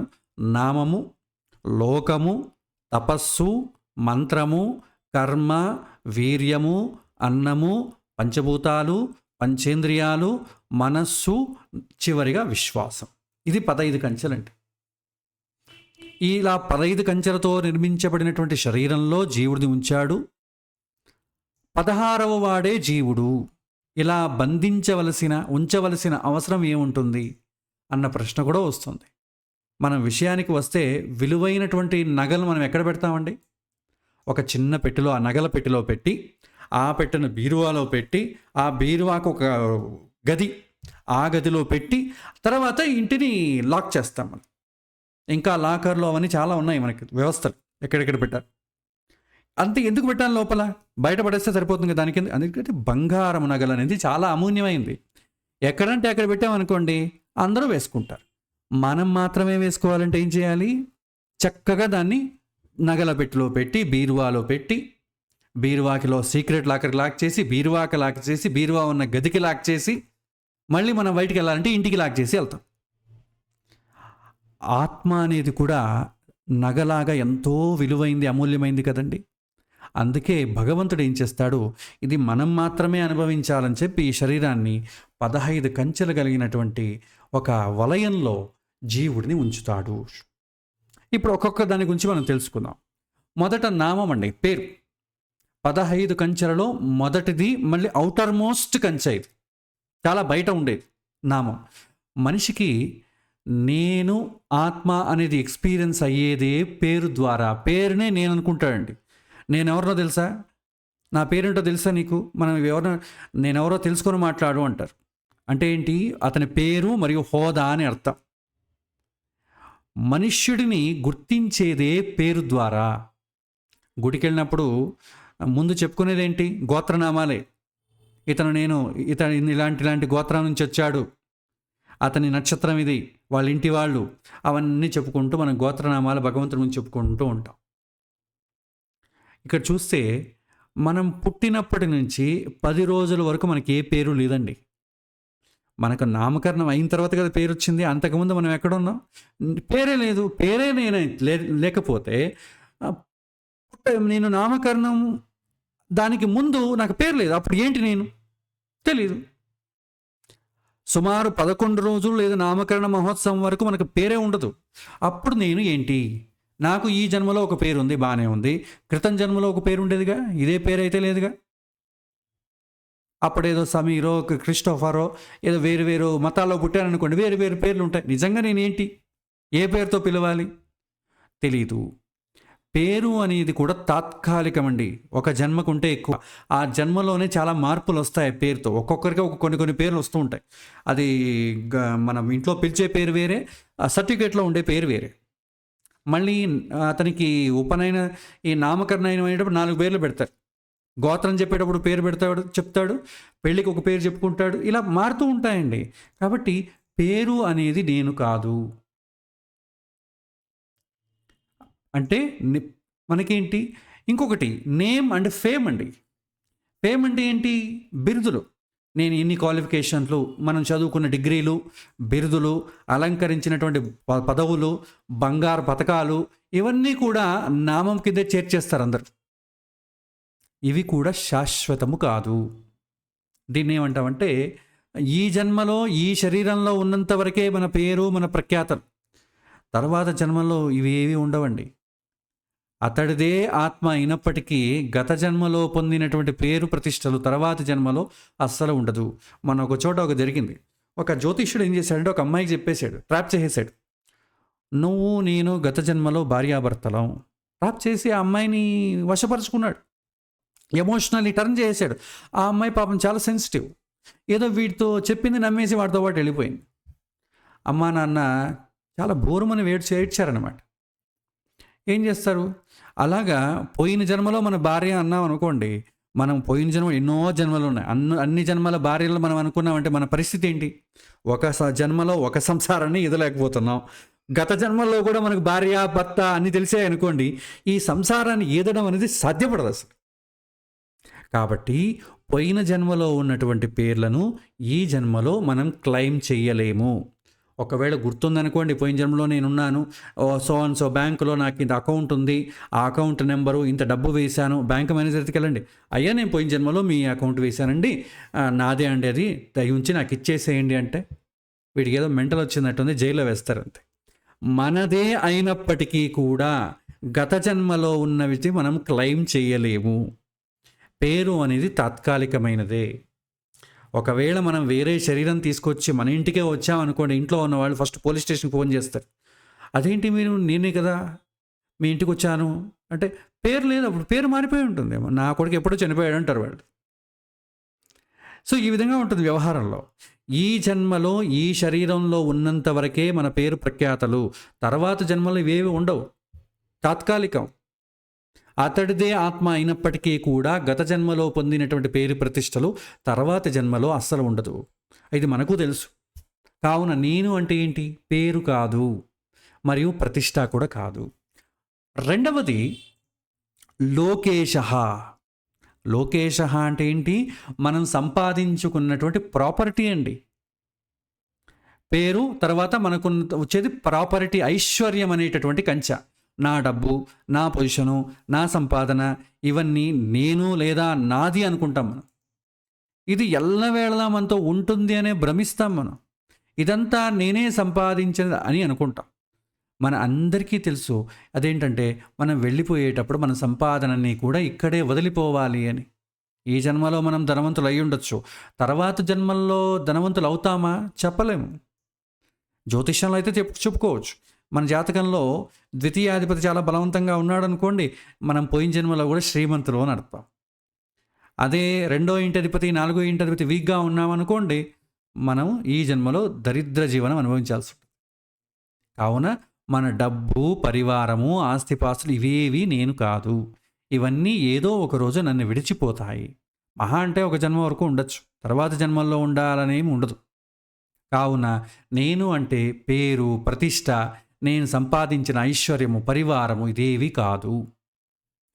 తర్వాతి మూడోదండి, తపో మంత్ర కర్మణ అంటాడు. తపస్సు అంటారు. తపస్సు అంటే అర్థం ఏంటంటే ఆలోచన అండి. శాస్త్రీయ పరిభాషలో తపస్సు అనే దానికి డీప్ థింకింగ్ అని అర్థం. ఆలోచిస్తాడనమాట. నేను ఇలా చేయాలనుకుంటున్నాను, ఇలాంటి బిజినెస్ చేయాలనుకుంటున్నాను, అలా చేయాలనుకుంటున్నాను, ఇవన్నీ ఆలోచనలు. ఇచట నేను ఆలోచిస్తాను, కానీ ఆలోచనే నేను కాదు. ఆలోచన కూడా చాలా చంచలమైంది. ఇప్పుడు ఒకలాగా అనిపిస్తుంది, తర్వాత ఇంకో అలాగ అనిపిస్తుంది. మనకు అవసరమైనప్పుడు ఒక ఆలోచన వస్తుంది, అవసరం లేనప్పుడు ఇంకో ఆలోచన వస్తుంది. ఒకే ఆలోచన వస్తుందని చెప్పలేం. న్యూటన్ శాస్త్రవేత్త మీకు తెలుసు. అతను గురుత్వాకర్షణ శక్తి ఉంది భూమికి అని చెప్పేసి కనుక్కున్నాడు. ఎక్కడ కనుక్కున్నాడు? ల్యాబొరేటరీలో కాదండి. చెట్టు కింద కూర్చొని ఆలోచిస్తూ ఉంటే ఆపిల్ పండు వాడి పైన పడింది. అప్పుడు అతను ఆలోచించాడు, పైనున్న వస్తువుకి లాక్కునే శక్తి భూమికి ఉంది అనేది కనుక్కున్నాడు. అతను ఫేమస్ అయిపోయాడు. అదే మనలాంటి వాడికి చెట్టు కింద కూర్చున్నాం అనుకోండి, దేవుడి ప్రసాదం, నాకు అనుగ్రహం కలిగింది అని శుభ్రంగా వంచేస్తామంతే. మన ఋషిమునులు న్యూటన్ కన్నా ముందే కనుక్కున్నారులేండి. కాకపోతే ఇక్కడ మనకున్నటువంటి ఇన్ఫర్మేషన్ ప్రకారం న్యూటన్ కనుక్కున్నాడని తెలుసు అంతే. ఈ ఆలోచనలు కూడా ఒక జన్మలో ఒక్కొక్కలాగా ఉండదు. ఒక్కోసారి ఒక్కొక్క రకమైనటువంటి ఆలోచనలు వస్తాయి. ఇక మరుసటి జన్మలకైతే ఇప్పుడున్న ఆలోచనలు ఖచ్చితంగా ఉండవు. ఎందుకంటే సందర్భాన్ని బట్టి, అవసరాన్ని బట్టి, వాతావరణాన్ని బట్టి మారిపోతూ ఉంటాయి మన ఆలోచనలు. తర్వాత మంత్రం అనే కంచె అండి. మంత్రం అంటే ఏంటంటే మాట అని అర్థం. నేను ఆలోచిస్తాను, ఆలోచించిన దాన్ని ఇతరులతో మాట్లాడతాను, పంచుకుంటాను, డిస్కస్ చేస్తాను. దాని మంత్రము అంటే మాట అని అర్థం. నేను ఆలోచించిన తర్వాత ఇలా చేయాలి, అలా చేయాలని ఎదుటి వారితో డిస్కస్ చేస్తాను. ఇవి కూడా ఒకేలాగా ఉండదు, కాలానుగుణంగా మారిపోతూ ఉంటుంది. ఆలోచన మారిపోయినప్పుడల్లా కూడా మన మాటలు మారిపోతాయి. ఆ మాటలు నేనే మాట్లాడానండి, నేనే అండి, నేనే ఆలోచించానండి అంటాం. నేనే అన్నప్పుడు అది మనకు ఉండాలి కదా, ఒకేలాగా ఉండదు. ఒక్కొక్క జన్మలో ఒకలాగా ఉంటుంది. నిజంగా ఏది నేను మనకే తెలియదు. తర్వాత మంత్రం తర్వాత యాక్షన్ అండి, కర్మ. కర్మ అంటే ఏంటి? చేసే పని. పని అనేది కూడా మన ఆలోచనలు బట్టి, మాటలను బట్టి మారిపోతూ ఉంటాయి. ఒక విధమైనటువంటి పని, ఒకే విధమైనటువంటి పని చేయలేము మనం. కర్మ అనేది కూడా మారిపోతూ ఉంటుంది. ఈ జన్మలో నేను హిందువుని కాబట్టి ఒక రకమైనటువంటి కర్మ చేస్తాను. వచ్చే జన్మలో ఇస్లాం మతంలో పుట్టాను అనుకోండి, ఇంకొక రకమైన కర్మ చేస్తాను. ఒక్కొక్క జన్మలోనూ ఒకే రకమైనటువంటి కర్మ మనం ఎప్పుడు చేయం. కాబట్టి నేను చేసే పని కూడా నేను కాదు. తర్వాత వీర్యం అండి. వీర్యం అంటే పవర్, శక్తి. ఈ శక్తి కూడా దేహాన్ని బట్టి మారిపోతూ ఉంటుందండి. దేహం యొక్క మార్పుల చేత శక్తి మారుతూ ఉంటుంది. మనం తీసుకునేటటువంటి ఆహారము, వ్యాయామాన్ని బట్టి శక్తిలో మార్పులు వస్తాయి. మనం చాలా లావుగా అవ్వచ్చు, చాలా సన్నబడొచ్చు. శక్తిగా మనం జిమ్‌కి అవన్నీ వెళ్ళామనుకోండి, చాలా శక్తివంతులైపోవచ్చు. అవన్నీ లేక ఇంట్లో తింటూ కూర్చున్నామనుకోండి, కరోనా టైం లాగా లావుగా ఒబేసిటీ కూడా అయిపోవచ్చు. వీటితో పాటు దేహ రచనపై కూడా ఆధారపడి ఉండి భగవంతుడు మనకి ఎలాంటి శరీరాన్ని ఇస్తాడు అన్న దానిపైన కూడా శక్తి అనేది ఆధారపడి ఉంటుంది. ఇది దేహానికి సంబంధించింది కాబట్టి ఇది కూడా చాలా తాత్కాలికమైంది. కాబట్టి ఇందులో నేను కూడా కాదు. మరి శక్తిని ఎలా కొలుస్తాం? ఉదాహరణకు నేను 80 కేజీలు ఉన్నానండి అంటారు చాలామంది. 80 కేజీలు ఉండేది ఏది? ఆత్మ లేకపోతే శరీరమా? ఆత్మ 80 కేజీలు ఉండదు. శరీరం 80 కేజీలు ఉంటుంది. మనం చెప్పడం ఏంటి? నేను 80 కేజీలు ఉన్నాను అంటాం. నేను అంటే శరీరం అని అనుకుని చెప్తాం అంతేగాని నిజంగా శరీరం కాదు నేను అంటే. ఇచ్చట నేను అంటే ఆత్మ, దేహం కాదు. దేహం 50-80 కేజీలు ఉంటుంది, ఆత్మ ఉండదు. ఆత్మ అనేది స్మాలర్ దాన్ అని అంటామంటారు. చెప్పాలంటే మన హిందూ ఫిలాసఫీకి రూపురేఖలు ఏర్పడిందే ఆత్మ యొక్క సైజుని బట్టి. దాన్ని మనం తర్వాత క్లాస్లో మనం డిస్కస్ చేద్దాం. వీర్యం తర్వాత నెక్స్ట్ ఏంటంటే అన్నము. అన్నం అంటే తినే ఆహారం అని అర్థం. కేవలం తెల్లగా ఉన్న అన్నం మాత్రం కాదండి, అన్నీ వచ్చేస్తాయి. ఆహారం అన్నీ కూడా. ఆహారమే నేను కాదు. ఆహారం కేవలం నా దేహానికి ఒక పోషకాంశం మాత్రమే. నేను చాలా బలంగా ఎదగాలంటే ఎక్కువ పోషక విలువలు కలిగినటువంటి పదార్థాలు నేను తినాలి. జిమ్కి వెళ్ళి వ్యాయామం చేయాలి. వాళ్ళు చెప్పినటువంటి డైట్నన్నీ పాటించాలి. ఇవన్నీ కూడా దేహం యొక్క ఎదుగుదలకు మాత్రమే, బలానికి సహాయం పడుతుంది. ఇది కూడా అంతే. ఈ జన్మకి ఈ శరీరం, వచ్చే జన్మలో మనిషిగా పుడితే, అది కూడా భారతదేశంలో పుడితే వేరుగా ఉంటుంది. ఇక్కడే పుట్టాలని ఏం లేదు. విదేశాల్లో పుట్టచ్చు. మనం 84 లక్షల జీవరాశుల్లో ఏ శరీరమైనా తీసుకోవచ్చు. కుక్కగాను నక్కగాను పుట్టచ్చు. ఎందుకంటే అవన్నీ ఉన్నాయిగా, మనం జైడి చూస్తున్నాం కదా, దాంట్లో కూడా ఆత్మ ఉంది కదా. అవి కూడా మనలాగే ఆత్మనే. మనకి ఈ శరీరం వచ్చింది, దానికి ఆ శరీరం వచ్చింది, అంతే తేడా. కాబట్టి దేహాన్ని బట్టి తీసుకునేటువంటి ఆహారం మారిపోతుంది. ఒక జన్మలో మీరు శాకాహారి అవ్వచ్చు, ఒక జన్మలో మాంసాహారి అవ్వచ్చు. చెప్పలేము వీడు శాకాహారి అవుతాడని గ్యారంటీగా చెప్పలేము. కొంతమంది శాకాహారస్తులు ఉన్నవాళ్ళు కూడా ఈ జన్మలోనే మాంసాహారులుగా మారిన వాళ్ళు లేరా? విదేశాల్లో చాలామంది మాంసాహారులు అక్కడున్న దాన్ని బట్టి అవన్నీ వదిలేసి శాకాహారులుగా, మేము వెజిటేరియన్స్గా చాలా ఇష్టపడతామని ఇస్కాన్లో చేరిన వాళ్ళు లేరా? ఈ జన్మలోనే మారిపోతుంది. వచ్చే జన్మ వరకు ఆలోచించాల్సిన అవసరం లేదు. కాబట్టి అన్నం అనేది ఏదైతే మారుతూ ఉంటుందో అది నేను కాదు. పోనీ మనస్సు, దాన్నైనా మనం అందామంటే మనస్సు అనేది కూడా కంప్యూటర్ లాంటిదండి. ఒక వస్తువు అంతే, అది కంప్యూటర్ అంతే. నేను కాదు. నేను వేరే, మనస్సు వేరే. నేను మనస్సు ద్వారా ఆలోచిస్తున్నాను, నేనే మనస్సు కాదు. ఆత్మకు స్వభావం ఏ విధంగా ఉంటుందో మనస్సు కూడా ఒక స్వభావం ఉంటుందండి. దాన్ని ఏమంటామంటే శాస్త్రంలో ప్రభావము అని అంటాం. ఈ ప్రభావంలో 2 రకాలు. ఒకటి వాతావరణ ప్రభావము, రెండవది అనువంశిక ప్రభావం. Environmental force and genetic force అంట. ఎన్విరాన్మెంటల్ ఫోర్స్ ఏంటి? నేను ఒక్కొక్క వాతావరణంలో ఒక్కొక్కలా ప్రవర్తిస్తాను అనమాట. గుళ్ళో ఉంటే ఒకలాగా ప్రవర్తిస్తాను, సినిమా థియేటర్లో ఒకలాగా ప్రవర్తిస్తాను. ఎందుకంటే సందర్భాన్ని బట్టి, వాతావరణాన్ని బట్టి మనసు మారిపోతూ ఉంటుంది. తర్వాత అనువంశిక ప్రభావం. నేను పుట్టినటువంటి ఇంట్లో జెనెటిక్స్. మా తాతగారు ఎంత పెద్దవారు తెలుసా? మా తాతగారు చాలా మంచివారు, నేను పుట్టినటువంటి మతమే చాలా శ్రేష్టమైనది. ఇది అనువంశిక ప్రభావం. మనం ఏ మతంలో అయితే, ఏ ఒక్క కులంలో అయితే పుట్టుంటామో దాని గురించి మనకి ఏమీ తెలియకపోయినా కూడా అది చాలా శ్రేష్టమైనదని మనం నమ్మేస్తాం. అనువంశిక ప్రభావం. ఎవరినైనా ఏ మతం గ్రేట్ అండి అంటే హిందూ మతమే గ్రేట్ అండి అంటాం. వచ్చే జన్మలో మనం ముస్లింగా పుట్టామనుకోండి, ఏ మతం గ్రేట్ అంటాం? ముస్లిం మతమే గ్రేట్. ఎందుకంటే నాలాంటి మహానుభావుడు ఆ మతంలో పుట్టినాడు కాబట్టి. అదే లాజిక్, ఇంకేం ఉండదు. ఆ మతం గురించి ఏమీ తెలిసి ఉండదు, కానీ అదే మంచిది. ఎందుకంటే ఇది జెనెటిక్ ఫోర్స్, అనువంశిక ప్రభావం. మా తాతగారు చాలా గొప్పవారండి అంటే ఒక్కరోజు కూడా వాళ్ళ తాత గురించి ఆలోచించి ఉంటాడు.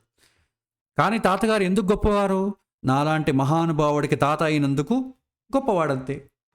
ఇదే లాజిక్. కాబట్టి మనస్సు అనేది కూడా మారిపోతూ ఉంటుందండి. అత్యంత చంచలమైనది మనస్సే. అది నేను ఎలా అవుతుంది? మారిపోతూ ఉంటే ఇంకా నేను అనేది సాధ్యం ఉండదు. కాబట్టి మనస్సు అనేది నేను కాదు. తర్వాత ఇంకోటి 9వ కంచె ఏంటి? ఇంద్రియః. ఇంద్రియాలు నేనా? నా శరీరము, నా కళ్ళు నేనా? కాదు. చిన్న పిల్లవాడైతే కళ్ళు చూస్తుంది అంటాడు. పెద్దయ్యాక ఏమంటావు? నేను చూస్తున్నాను అంటావు. నేనేమో చూస్తున్నాను, దానికి అర్థం ఏంటి? నేను కంటి ద్వారా చూస్తున్నాను అని అర్థం. నిజంగా కళ్ళే చూడదు, నేను కళ్ళ ద్వారా చూడ్డం. అదేవిధంగా ఇంద్రియాలు, నేను ముక్కు ద్వారా వాసన చూస్తాను, చర్మం ద్వారా తాకుతాను, నాలుక ద్వారా రుచి చూస్తాను, చెవుల ద్వారా వింటాను. ఇది మనకు ఒక డివైజెస్ లాగా అండి. సో ఇంద్రియాలు ఎప్పుడూ కూడా నేను అవదు. తర్వాత 10వ కంచె పంచభూతాలండి. పంచభూతాలలో పృథ్వీ, ఆపహ అంటే నీరు, అగ్ని, వాయువు, ఆకాశం. ఇది 5 కంచెలండి. ఈ 5 కూడా మనం కాదు. ఎందుకంటే మన శరీరం పంచభూతాలతో ఏర్పడిందండి. శరీరం అయితే, ఫిజికల్ బాడీ అయితే నీరు, అగ్ని, తర్వాత వాయువు, భూమి, ఈ 3 తత్వాలతో ఏర్పడింది శరీరం. అందులోపల శరీరం లోపల గ్యాప్ ఉంటుంది కదండి. ఈ నరాలకు లోపల రక్తం ప్రవహించాలంటే ఎంటీస్ ఉండాలి. ఎంటీని మనం ఏమంటాం అంటే ఆకాశతత్వం అంటాం. లోపల గాలి ఉండాలి, అది వాయుతత్వం. ఈ 5 కలిపితేనే శరీరం, దాన్నే పంచత్వం అంటాం. 5 ఒకటి అవ్వడమే జననము, 1 5 అవ్వడమే మరణం. చనిపోయిన తర్వాత మొదట లోపల ఉన్నటువంటి వాయువు బయటికి వెళ్ళిపోతుంది, తర్వాత శరీరం చల్లబడిపోతుంది, అగ్ని వెళ్ళిపోతుంది, తర్వాత లోపల ఉన్నటువంటి దారులన్నీ కూడా మూసుకుపోతాయండి, ఆకాశతత్వం బయటికి వెళ్ళిపోతుంది. తరువాత నీరు, అగ్ని అది పూర్తి చేసిన తర్వాత అన్నీ కూడా డిస్పోజ్ అయిపోతాయి. అందుకే శవం చనిపోయిన తర్వాత చాలా బరువుగా ఉంటుందండి. ఎందుకంటే లోపల ఏ తత్వాలు ఉండవు. పాతి పెట్టగానే ఇక భూతత్వము, లేకపోతే కాల్చేయగానే భూతత్వము వెళ్ళిపోతుంది, నీటిలో కలిసిపోతుంది.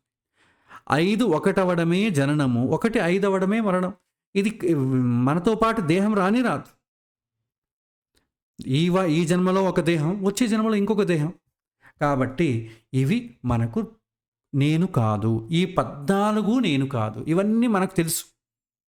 పేరు నేను కాదు. కానీ సందర్భాల్లో ఏమవుతుందంటే వ్యవహారంలో ఏదో ఒకటి మనం వస్తాం. నేనెవరో తెలుసా నీకు అంటాం. అది పోస్ట్ అవ్వచ్చు, శక్తి అవ్వచ్చు, దేహం అవ్వచ్చు. ఇది లోతుగా ఆలోచించడం ద్వారా చెప్పేది కాదు, అవసరంలో చెప్పేవి ఇవన్నీ వ్యవహారంలో. చివరిది శ్రద్ధ అంటామండి, బిలీఫ్. ఇది చాలా డేంజర్ అండి. అన్నిటికన్నా ఇన్నర్ మోస్ట్, జీవుడితో అంటిపెట్టుకుని ఉన్నటువంటి ఒక కంచె ఇది మన నమ్మకం. అత్యంత లోపలి కంచె మన శ్రద్ధ, మన విశ్వాసం, మన నమ్మకాలన్నీ అంటే కూడా మహా అంటే ఒక జన్మకు పరిమితం, వచ్చే జన్మకైతే ఉండదు. నమ్మకం అంటే ఏంటండి? ఒక విషయం మనకు తెలియకపోయినా కూడా అది సత్యమైందే అని మనం విశ్వసించడమే నమ్మకం. భగవంతుడు ఉన్నాడో లేదో నిజంగా మనకు తెలియదు, నేనైతే చూడలేదు. సో చూసిన వాళ్ళు ఎవరు చెప్పలేదు. ఎవరైనా చూసి నేను దేవుడిని చూశానని ఎవరైనా అంటారా? చెప్పరు. అయినా కూడా భగవంతుడు ఉన్నాడు అనేది మనం ఫస్ట్ నమ్ముతాం, తర్వాత తెలుసుకుంటాం. మొదట నమ్మాలి, నమ్మకపోతే తెలుసుకోవడం కుదరదు. అలాగా మన నమ్మకం కూడా ఒక జన్మకు మాత్రమే పరిమితమై ఉంటుంది, తర్వాత జన్మల్లో ఉండవండి. ఈ జన్మలో నేను హిందూగా పుట్టాను, ఖచ్చితంగా హిందూగా పుట్టాను కాబట్టి నా విశ్వాసం ఎక్కడుంటుంది?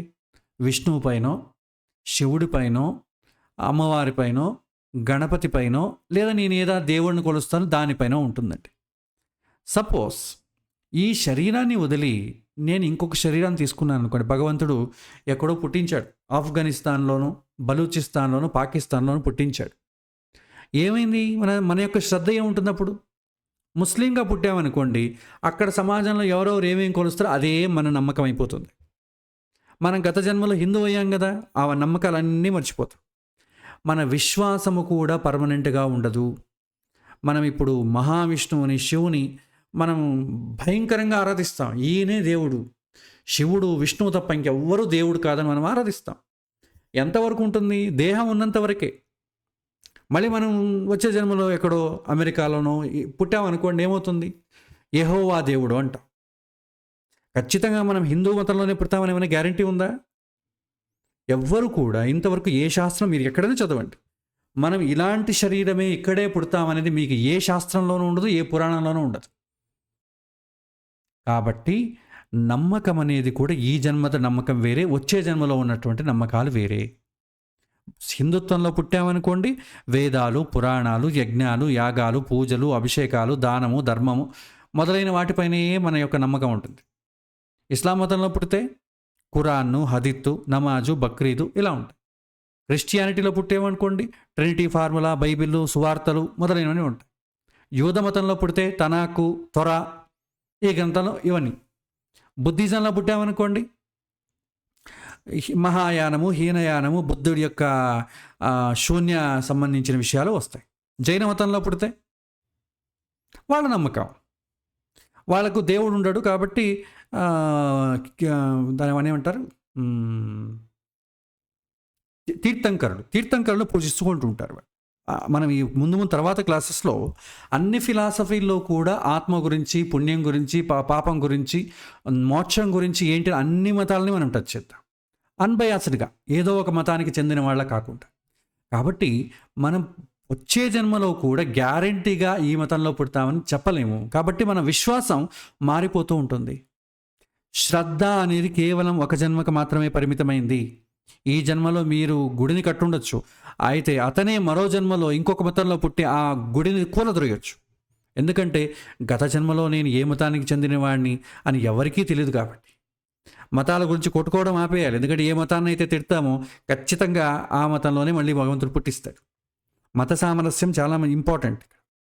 ఎందుకంటే మనకి ఏదైతే, నాకు గురుగారి దగ్గరికి వెళ్ళాను అనుకోండి, గురుగారు నాకు ఈ లెక్క చాలా కష్టంగా ఉందండి, దీన్ని మాత్రం నాకు ఇవ్వద్దండి అంటే, నీకు కష్టంగా ఉందా, దాన్నే నీకు నేర్పిస్తాను రా అని కూర్చోబెడతాడు. వెనుకటి జన్మలో ఉన్న నమ్మకం వేరే, ఈ జన్మలో ఉన్న నమ్మకం వేరువేరుగా ఉంటాయి. వేదవ్యాసుల వారు ఒక మాట అంటారండి, అదర్శనాద పతితః పునశ్చ అదర్శనంగతః. అంటే గతంలో నువ్వు ఎక్కడున్నావు, ఇచ్చటికి ఏంటి, ఎక్కడి నుంచి ఎక్కడికి వెళ్ళావు, ఇక్కడికి ఎప్పుడు వచ్చావు, ఎక్కడి నుంచి వచ్చావు తెలియదు, ఇక్కడి నుంచి ఎక్కడికి వెళ్తావు తెలియదు, ఇక్కడికి ఎక్కడి నుంచి వచ్చానో తెలియదు. మహా అంటే తల్లి గర్భం నుంచి వచ్చానండి, తల్లి గర్భానికి ఎక్కడి నుంచి వచ్చావు తెలియదు. చస్తే ఎక్కడికి వెళ్తాం, శ్మశానానికి వెళ్తాం. అక్కడి నుంచి ఎక్కడికి వెళ్తావు, ఎందుకంటే ఆత్మనాశనం అవదుగా, ఎక్కడికి వెళ్తావు తెలియదు. ఇది అంత్యం, ఆది అంత్యము తెలియకుండా నాకు అన్నీ తెలుసు అనడానికి ఇంకేమనాలి. కాబట్టి ఇది చాలా ముఖ్యమైనదండి. మతము, మత విశ్వాసాల పట్ల మనం చాలా చక్కగా మన యొక్క విశ్వాసం ఉండాలి. మనం చాలా మత సామరస్యంతో, ఎందుకంటే భగవంతుడు విష్ణువు కావచ్చు, శివుడు కావచ్చు, మనం ఏమంటాం, అందరినీ సృష్టించింది ఆయనే అంటాం. అంటే ఏంటి, భూమి ఈ భారతదేశంలోనే మాత్రం కాదు, అన్ని దేశాల్లో ఉన్నటువంటి ప్రజల్ని, పక్షులని సృష్టించింది ఈయనే. వాళ్ళేమంటారు, వాళ్ళు అదే అంటారు, మా దేవుడే అందరినీ సృష్టించాడు అంట. తేడా ఎక్కడుంది, దేవుడు ఒక్కడే, పేర్లు వేరే, అంతే. ఎందుకంటే చక్కగా మీరు తిరుపతికి వెళ్ళండి. తిరుపతికి వెళ్తే మన తెలుగు వాళ్ళు ఏమంటాం, వెంకటేశ్వర స్వామి అంటారు, గోవిందుడు అంటారు. తమిళనాడు నుంచి వచ్చారనుకోండి, వాళ్ళు ఏమంటారు, పెరుమాళ్ళు అంటారు. కర్ణాటక నుంచి వచ్చిన వాళ్ళు ఏమంటారు, వెంకప్ప అంటారు. నార్త్ ఇండియా నుంచి వచ్చిన వాడు ఏమంటాడు, బాలాజీ అంటారు, లార్డ్ బాలాజీ అంటారు. అంటే ఎవరు ఈ నలుగురు వెంకటేశ్వర స్వామి, కానీ పేర్లు మాత్రం భాష తేడా, అంతే అండి. మనకు కూడా ఈ మతాల విషయంలో కూడా అదే తేడా, భాష తేడా ఉంది. మీరు సంస్కృతంలో విష్ణువు అనే శబ్దానికి అర్థం చెప్పండి. విష్ణువు అంటే ఏంటి, వాళ్ళ అమ్మా నాన్న ఏమైనా పేరు పెట్టారా? భగవంతుడికి అమ్మా నాన్న ఎక్కడున్నారు? భగవంతుడికి పేరు పెట్టింది మనం. ఎలా పేరు పెట్టాం, గుణాన్ని బట్టి పెట్టాం. అన్ని చోట్ల ఉండేవాడిని మనం ఆమ్ని ప్రజెంట్ అంటాం. అది సంస్కృతంలో విష్ణువు అంటారు. విష్ణువు అంటే ఆమ్ని ప్రజెంట్ అని అర్థం. మీరు అల్లా అనే పదానికి అరబిక్లో మీరు ఎతకండి, అర్థం ఏంటి, సర్వసృష్టికర్త, ఆమ్ని ప్రజెంట్ అనే ఉంటుంది. యెహోవా అంటే మీరు వెతకండి, హిబ్రూ భాషలో అదే ఉంటుంది. పేర్లు తేడా ఉన్నాయి అంతే. పేర్లు తేడా, ఆచరణలు తేడా, ఆచరించే పద్ధతుల్లో తేడా, భగవంతుని శరణ వేరేటటువంటి మార్గాల్లో తేడా ఉన్నాయి. కాబట్టి భగవంతుడిలో తేడా ఎక్కడా ఉండదు. కానీ పేర్లను బట్టి మనం వేరు దేవుళ్ళు అనుకొని మనం మన మన విశ్వాసం అలా అయిపోయింది. కావున జీవుడనేవాడు ఏ మతానికి చెందినవాడు కాదు. మత విశ్వాసాలు కేవలం దేహానికి మాత్రమే, ఒక జన్మకు మాత్రమే పరిమితము. ఇదే అన్నిటికన్నా పెద్ద కంచె. దీనిని దాటడం అత్యంత కష్టంతో కూడుకున్నది. అన్ని మతాల్లో ఉన్న సామరస్యంగా మనం తెలుసుకోవడం చాలా కష్టం అది. మన అన్నీ బాగానే ఉందండి, అయినా మన హిందువులు గ్రేట్ కదండి అంటాం. మనము దేనిని నమ్ముతామో అదే మన వ్యక్తిత్వం అయిపోతుంది. మన నమ్మకము సత్యమైతే ఉన్నత స్థానానికి వెళ్తాం. మన నమ్మకం అబద్ధమైంది అనుకోండి, దారి తప్పి నడుస్తాం. అయితే ఏది సత్యము అని మనకు తెలియకుండానే పోతుంది. మనం ఆ నమ్మకపు పునాదుల నుంచి బయటికి రావాలి. మన నమ్మకాలు మన వ్యక్తిత్వాన్ని రూపొందిస్తాయి, కానీ నా నమ్మకమే నేను ఆత్మ కాదు. ఒక్కో జన్మకు ఒక్కో నమ్మకం ఉంటుంది. కాబట్టి నమ్మకమే నేను కాదు అని అర్థమవుతుంది. మనిషికి ఈ విధంగా 15 కంచెల మధ్యలో చిక్కుకొని తనను తానే మరిచిపోయి ప్రయాణిస్తుంటాడు మనిషి. నా పేరే నేను, నా మనస్సే నేను, నా దేహమే నేను, నేను శాకాహారిని. ఈ విధంగా ఈ 15 కంచెల లోపలే పరిభ్రమిస్తూ ఉంటాం. ఇదే సంసారము అంటారు. శాస్త్రీయ పారిభాషలో సంసారం అంటే భార్య, భర్తలు, పిల్లలు అని అర్థం కాదండి. ఈ 15 కంచెలనే సంసారము అని అంటారు. ఆత్మ చుట్టూ ఈ 15 కంచెలు ఉన్నాయని తెలుసుకున్నాం. సరే, ఇప్పుడు ఈ 15 కంచెల సంసారం నుండి బయటపడ్డం ఎలాగా? ఇచ్చట నా సుఖం యొక్క మూలం ఎక్కడా అని చూపినట్లయితే ఈ 15 కంచెల సంసారం అంతా కూడా కేవలం ఒక జన్మకు మాత్రం పరిమితం. మహా అంటే ఒక జన్మే. ఒక జన్మలో పొందే సుఖము మరో జన్మలో ఉండదు. ఎన్ని జన్మలు మారినా కూడా నేను అనేది మారదు. నేను పోయిన జన్మలో కుక్కగా ఉన్నప్పుడు అప్పుడు కూడా నేనేగా. ఏ శరీరం తీసుకున్నా కూడా నేను అనేది మారదు. ఇది అనుభవపూర్వకంగా తెలుసుకోవడమే మనిషి యొక్క సుఖానికి మూలం అంటారు మన ప్రాచీనులు. మనం ఎన్ని జన్మలు ఎత్తినా, ఏ జన్మలో పుట్టినా నేను అనేది శాశ్వతంగా ఉంటుంది. మిగిలినవి అశాశ్వతంగా ఉంటాయి. అది అశాశ్వతం అని అర్థమైతే ఈ 15 కంచెలు మనల్ని ఇబ్బంది పెట్టవండి. ఇదే మనిషి సుఖానికి మూలము. ఈ 15 కంచెలను దాటినప్పుడే 16వదైన ఆత్మ, 17వదైనటువంటి ప్రకృతి, 18వదైనటువంటి ప్రకృతి పురుషుడు భగవంతుడు అని తెలుస్తుంది. ఈ కంచెలను దాటి 16వదైన జీవుడిని తెలుసుకొని 17వదైన ప్రకృతి ద్వారా 18వ వాడైన భగవంతుని తెలుసుకోవడమే నిజమైన సుఖము. దీనిని ఉపశమము అంటారు, లేకపోతే మోక్షము అంటారు. ఈ 15 కంచెలను దాటడం అంటే మనల్ని మనం పూర్వకంగా తెలుసుకోవడమే. ఒక నగ ధరించాలి అంటే ఇంటికి వెళ్ళి బీరువాలో ఉన్నటువంటి గదికి వెళ్ళి బీరువా తెరచి అందులో ఉన్నటువంటి నగల పెట్టెను తెరిచి ఏ విధంగా అయితే ధరిస్తామో అదేవిధంగా నన్ను నేను తెలుసుకోవాలంటే, లేదా భగవంతుని యథార్థంగా తెలుసుకోవాలన్నా ఈ 15 కంచెల తాళాన్ని ఒక్కొక్కదాన్ని తెరవాలి. ఇక్కడ నగలు పెట్టి ఉంచినట్టుగా బీరువా తాళాలు ఎక్కడో పడి మర్చిపోయామనుకోండి, మనం వెళ్ళలేం. ఇచ్చట మనకు ప్రశ్న వస్తుంది, భగవంతుడు ఈ 15 కంచెల సంసారం పెట్లు ఎందుకు పెట్టాడు? అదొక ప్రశ్న వస్తుంది. ఇక్కడ మనకు మోక్షము అంటే ఏంటి? ఒక్కొక్క కంచెని తెలుసుకొని బయటపడాలి. నామము, లోకము, తపస్సు, మంత్రము నేను కాదు, కర్మ నేను కాదు, వీర్యము నేను కాదు, అన్నం నేను కాదు, మనస్సు అనేది నేను కాదు, ఇంద్రియము నేను కాదు, పృథ్వీ, ఆపహ, తేజస్సు, వాయువు, ఆకాశం ఇవన్నీ నేను కాదు. చివరిగా శ్రద్ధ, నా నమ్మకం కూడా నేను కాదు. ఒక జన్మలో ఉన్న నమ్మకం ఇంకో జన్మలో ఉండదు. అది తెలిస్తే 16వ వాడైన జీవుడు గురించి తెలుస్తుంది. ఇప్పుడు ప్రశ్న ఏంటి? ఈ 15 కంచెలో ఉన్నటువంటి పెట్టెలో ఎందుకు పెట్టాడు? ఈ సంసారం అనే పెట్టెలో ఎందుకు పెట్టాలి భగవంతుడు? దానికి వాల్మీకి రామాయణంలో ఒక మాట వస్తుందండి. నేను ఇంకొక 5 నుంచి 10 నిమిషాల సమయం తీసుకుంటాను. ఈ వాల్మీకి రామాయణం ఏం చెప్తుందంటే, సర్వే క్షయంతా నిచయాః పతనాంతా సముశ్రయాః సంయోగా విప్రయోగాంత మరణాంతంచ జీవితం అంట. ఇన్ జనరల్ మనం కంచె ఎందుకు వేస్తామండి? మనం మాత్రమే లోపలికి వెళ్ళాలి, వేరే వాళ్ళు వెళ్ళకూడదు. అంతే కదా? వేరే ప్రాణులు, పశువులు పంటలు తినకుండా పంట పొలాలను కంచె వేస్తాయి, ఈ విధంగా వేస్తాం. అదేవిధంగా ఈ శరీరంలో ఈ జీవుడు మాత్రమే వెళ్ళి శరీరం అనేటటువంటి శరీరాన్ని సాధనం ద్వారా తనను తాను తెలుసుకొని ప్రకృతి పురుషుడిని తెలుసుకోవాలనే ఉద్దేశంతో 15 కంచెలను వేయబడింది. ఈ కంచెలను భేదించి ఈ జీవుడు మాత్రమే లోపలికి వెళ్ళగలడు, వేరే వాళ్ళు వెళ్ళలేరు. ఒక ఎగ్జాంపుల్ తీసుకుందాం. ఒక చాక్లెట్ తీసుకుందాం. చాక్లెట్ ఏం చేస్తారండి, చాక్లెట్ ఉంటుంది, చాక్లెట్ పైన ఒక వైట్ ర్యాపర్ ఉంటుంది, దానిపైన ఒక కలర్ ర్యాపర్ ఉంటుంది, దాన్ని క్లోజ్ చేసి ఉంటుంది. ఎందుకండి ఇలాగా? ఆ ర్యాపర్ ఎందుకు వేయడం? ఎందుకంటే మనం మాత్రమే తినాలి, ఈగలు దోమలు తినకూడదని అర్థం. అందుకని పైన ఒక ర్యాపరు, దానిపైన ఇంకొక ర్యాపర్, కలర్ ర్యాపర్ వేసి దాన్ని చక్కగా ఒక పెట్టెలో పెట్టి ఇస్తారు. ఏదైనా అంతే, మనం ఏ వస్తువు కొన్నా కూడా మనము మాత్రం తినే విధంగానే దాన్ని చేసి ప్యాక్ చేసి ఇస్తారు. అదేవిధంగా ఈ శరీరం అనేటటువంటి ఒక వస్తువు, యంత్రము ద్వారా, సాధనం ద్వారా మనం మాత్రమే భగవంతుని అనుభవించాలి, వేరే వాళ్ళు దీని ద్వారా ఇబ్బంది పడకూడదు, ఇబ్బంది పెట్టకూడదు అని మనం ఏం చేస్తాం, భగవంతుడు ఏం చేస్తాడు, ఈ 15 పెట్టెలు ఉన్నటువంటి ఒక వలయంలో మనల్ని పెడతాడు.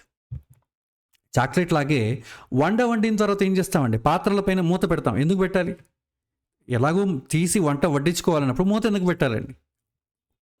ఎందుకంటే మనం మాత్రమే తినాలి, వేరే వాడు తినకూడదు, దుమ్ము ధూళి పడకూడదని. ఎలాగూ తీసే కార్యక్రమం ఉంది కాబట్టి మూసే కార్యక్రమం కూడా ఉంటుంది. మూసుంటేనే తీయడానికి అవుతుంది, మూయలేదనుకోండి తీసే క్రియ కూడా ఉండదు. సినిమాకి వెళ్ళినప్పుడు, నాటకాలకి వెళ్ళినప్పుడు తెరలు వేసేవాళ్ళు అండి పాతకాలంలో. ఇప్పుడు కొన్ని వేళ వేస్తున్నారు అనుకోండి, తెరలు ఎందుకు వేస్తారు? తీయడానికి. అలాగే తెరవాలంటే మొదట వేసి ఉండాలి కదా. తెర తెరవాలి అనుకోండి, ముందు మూసి ఉండాలి. తెర తొలగించే కార్యక్రమమే లేకపోతే తెరను మూసే కార్యక్రమం కూడా ఉండదు. ఆత్మ అనేది కూడా అంతే, చాలా అమూల్యమైనటువంటి వస్తువు. 15 ఆవరణ గల ఈ సంసారంలో భగవంతుడుంచాడు. ఇది బంధనం కాదు, భద్రపరచడం. జ్ఞానం అనే తాళం చెవి లేకపోతే మనము కూడా లోనికి వెళ్ళలేము. మనం ఆత్మను తెరవలేము. మనకి ఎప్పుడూ కూడా లోపల ఒక ఆత్మ ఉందనే మర్చిపోతాం. ఈ దేహమే ఆత్మ అనుకుంటూ మనం కొనసాగిస్తాం. ఎందుకంటే జ్ఞానం అనేటటువంటి తాళం లేదు కాబట్టి. ఇది చేసేది ఎందుకోసం అంటే భగవంతుడు శిక్ష కోసం కాదు, ఇది శిక్షణ కోసం. వాల్మీకి రామాయణంలో చెప్తుంది, పతనాంతాహ సముచ్ఛ్రయాహ. నిచ్చెన ఎందుకు వేసుకుని పైకి వెళ్తామండి? మళ్ళీ దిగడానికే. పైకి వెళ్ళడం టెంపరీ. పైకి వెళ్ళాడు అనుకోండి, నిచ్చెన తీసేసామనుకోండి, వాడు ఏమంటాడు, ఎందుకు తీసేసామంటే ఇంక నువ్వు పైకి వెళ్ళావు కదా, అంటే మళ్ళీ దిగాల్సిన అవసరం లేదా? పైకి వెళ్ళడం టెంపరీ, ఏదో అటకపోయిన ఏదో తీసుకురావాలి, టెంపరీగా పైకి ఎక్కాడు, తీసుకొని వచ్చేసాడు, మళ్ళీ దిగాల్సిందే ఖచ్చితంగా. అదేవిధంగా డబ్బుని ఎందుకు కూటబెడతామండి? ఖర్చు పెట్టడానికే. ఖర్చు చేయనప్పుడు డబ్బు సంపాదించడం దేనికి? సన్యాసులకైతే ఖర్చు పెట్టే అవసరం లేదు, కావున వాళ్ళు సంపాదించే అవసరం కూడా ఉండదు. ఖర్చు పెట్టాలంటే సంపాదించాలి.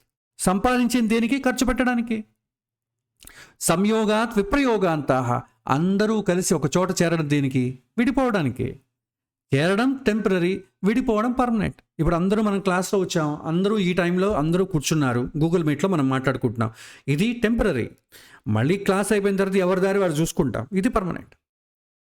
సంయోగాత్ విప్రయోగాంతాహ. అలాగే అమ్మ, నాన్న, తమ్ముడు, భార్య, భర్త ఏదో ఒకరోజు మనం వదిలి వెళ్ళిపోవాల్సిందే. ఈ కలవడం అనేది ఈ టెంపరీ, రుణానుబంధాలన్నీ కూడా టెంపరీ. విడిపోవడం అనేది పర్మనెంట్. మరణాంతంచ జీవితం. మనం ఇప్పుడు పుట్టామంటే వెనక ఎక్కడో చచ్చి ఉండాలి కదండి. చావకుండా పుట్టడం ఎలా సాధ్యమవుతుంది? ఏదో ఒక రోజు మనం ఈ ప్రపంచాన్ని వదిలి వెళ్ళాలి. మన ఎక్స్పైరీ డేట్ అయిపోయింది అనుకోండి, ఈ దేహం మనల్ని వదిలి వెళ్ళిపోతుంది మనకన్నా ముందు. ఈ దేహంలో ఇచట మనం ఉన్నాము అంటే గత జన్మలో ఒక శరీరాన్ని వదిలేసామని అర్థం. గతంలో మళ్ళీ మనం పుట్టాలంటే ఇప్పుడు చావాలి కదా. గతంలో మనం చనిపోయాం కాబట్టి ఇప్పుడు పుట్టాం. చనిపోకపోతే ఇప్పుడు కూడా పుట్టడం సాధ్యపడదు. కాబట్టి ఇచ్చట బ్రతకడం తాత్కాలికం, మరణం శాశ్వతం. మరణం వద్దు అనుకుంటే జననం అనే దానికి కూడా అర్థం ఉండదు. పై విషయాలు మనం అర్థం చేసుకున్నప్పుడు మనిషి తాను కష్టాన్ని అనుభవిస్తున్నా కూడా ఎలాంటి దుఃఖము కలగదు. కష్టమైతే అనుభవిస్తాడు కానీ దుఃఖం ఉండదు. ఈ విధంగా ఈ 15 కంచెలు దాటి 16వదైనటువంటి నేను లేక ఆత్మను తెలుసుకోవాలి. నన్ను నేను తెలుసుకున్న తరువాత నన్ను సృష్టించిన వాడి గురించి తెలుసుకోవాలి. నన్ను నేను తెలుసుకోకుండా, నేను అనేది అనుభవానికి రాకుండా భగవంతుని తెలుసుకోవడం అసాధ్యం. భగవంతుని తెలుసుకోవడం అంటే విగ్రహం గురించో భగవంతుడి సృష్టి గురించో తెలుసుకోవడం కాదు. చాక్లెట్ వ్రాపర్ విప్పినట్టు ఈ 15 ర్యాపర్స్ విప్పి అందులో ఉన్న జీవుడిని తెలుసుకోవాలి. ఆ నేనుని తెలుసుకున్న తరువాత ఆ నేను ద్వారా పరమాత్మని తెలుసుకోవాలి. ఆత్మ ద్వారా పరమాత్మని తెలుసుకునే ప్రయత్నం, దీని వెనుక ఒక పెద్ద విజ్ఞానమే ఉంది. ఆత్మ అనేది తెలుసుకున్న తర్వాత ఆత్మ యొక్క సైజ్ ఏంటి, జీవుడికి దేవుడికి ఉన్న సంబంధం ఏంటి, జీవాత్మ మరియు పరమాత్మ ఒకటేనా, వేరువేరా, స్వర్గము నరకం అంటే ఏంటి, మొదలైన విషయాలన్నీ కూడా తెలుసుకోవడం చాలా సులభమవుతుంది. ఇది ఇవాల్టి పాఠం అండి. వచ్చే వారం పాఠంలో ఇప్పుడు మనం ఆత్మ గురించి చెప్పుకున్నాం కదా, ఈ ఆత్మకి పరమాత్మకి డిఫరెన్స్ ఏంటి, ఒక్కొక్కరు ఏం చెప్పారు, నాస్తికులు ఏం చెప్పారు, మీమాంసకులు ఏం చెప్పారు, తార్కికులు ఏం చెప్పారు, తర్వాత క్రిస్టియానిటీ వాళ్ళు ఏం చెప్పారు, యూదులు ఏం చెప్తారు, జుడాయిజం ఏం చెప్తుంది, జైనిజం, బుద్ధిజం, మన హిందూ మతంలో అయితే 3 ఉన్నాయి, ద్వైతము, అద్వైతము, విశిష్టాద్వైతం. వీళ్ళు ముగ్గురు ఏం చెప్పారు, ఇంకెవరన్నా ఏం చెప్పారా? వీటన్నిటి గురించి మనం విశ్లేషించుకుంటే మన నమ్మకానికి ఏది దగ్గర ఉంటుందో దాన్ని మనం అనుసరించుకుంటూ ముందుకెళ్ళొచ్చండి. మనం అనుసరించేది ఇంకొకటి చూపాల్సిన అవసరం లేదు, అంతరంగంలో మనం తెలుసుకుంటే చాలు. ఈ ప్రయత్నం అంతా జరగాల్సింది లోపల, బయట కాదండి. ఇవన్నీ లోపలే జరగాలి, బయట నేను ప్రూవ్ చేస్తానంటే కుదరదు. ఇది ఇవాల్టి పాఠం అండి. మళ్ళీ మనం వచ్చే వారం పాఠంలో మరింత, ఇప్పుడు ఆత్మ గురించి మనం కొన్ని విషయాలు చెప్పుకున్నాం. తర్వాత నెక్స్ట్ పాఠంలో పరమాత్మకు జీవుడుకు ఉన్నటువంటి రిలేషన్షిప్ ఏంటి, ఎవరి వాదన ఏ విధంగా ఉంటుంది, అన్ని మతాల గురించి మనం చర్చించుకునే ఒక ప్రయత్నాన్ని చేద్దాం. ఇది ఇవాల్టి పాఠం. శ్రీకృష్ణార్పణమస్తు.